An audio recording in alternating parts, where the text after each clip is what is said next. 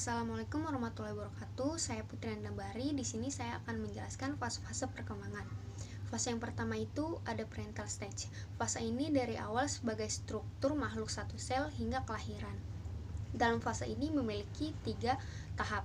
Tahap yang pertama itu ada germinal stage. Tahap ini berlangsung pada minggu pertama hingga kedua dalam kandungan, yang dimulai dari bertemunya sel sperma dengan sel telur dan membentuk zigot.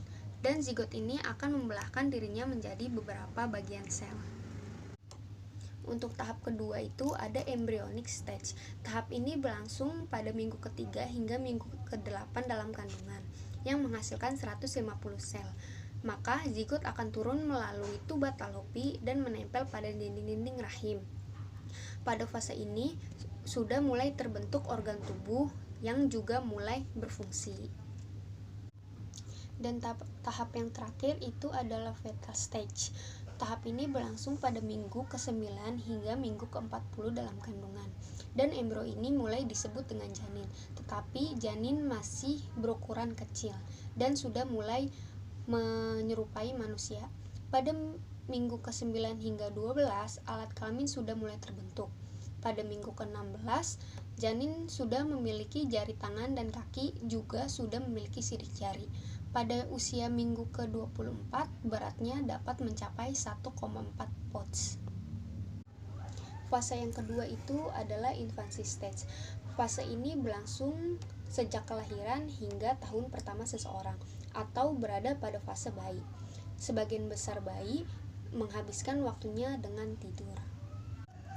Fase yang ketiga itu adalah fase early childhood.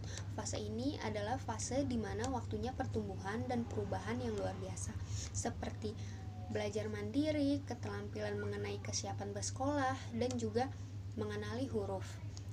Tahap ini berlangsung dari bayi hingga usia 5 tahun. Biasanya para psikologi perkembangan mengamati hal-hal fisik, kognitif, dan juga emosional. Untuk fase yang keempat yaitu adalah fase middle childhood and late childhood. Fase ini berlangsung pada usia 6-11 tahun. Pada fase ini anak telah menguasai keterampilan dasar seperti menulis, berhitung, dan juga secara formal berhubungan dengan dunia yang lebih luas. Fase ini biasanya ditandai oleh perubahan fisik dan juga peningkatan pengaruh sosial. Untuk fase yang kelima itu ada adolescence. Fase ini memasuki masa-masa transisi dari awal anak-anak hingga dewasa, sekitar usia 10 hingga 12 sampai 18 hingga 22 tahun. Fase ini terjadi masa-masa pubertas yang ditandai oleh perubahan fisik.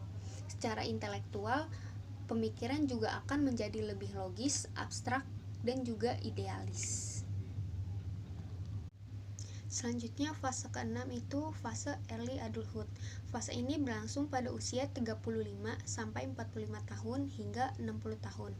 Pada fase inilah waktunya untuk memperluas keterlibatan kegiatan sosial dan kegiatan pribadi, juga membentuk keintiman, keikatan, dan sebuah keluarga.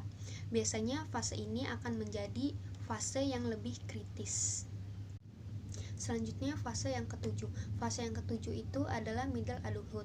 Fase ini cenderung berpusat pada perkembangan tujuan dan kontribusi terhadap masyarakat. Biasanya mereka yang terhubung dengan dunia akan memberikan kontribusi pada hal yang bertahan lebih lama dari dirinya dan meninggalkan tanda-tanda untuk generasi selanjutnya dengan suatu tujuan, seperti karir.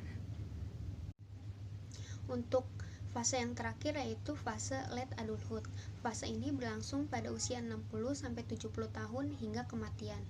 Biasanya fase ini waktunya untuk penyesuaian diri ketika kekuatan dan kesehatan berkurang, dan menata kehidupan, pensiun, juga menyesuaikan diri dengan peranan sosial baru yang mungkin saja dialami.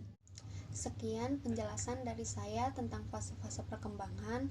Kurang lebihnya mohon maaf. Wassalamualaikum warahmatullahi wabarakatuh.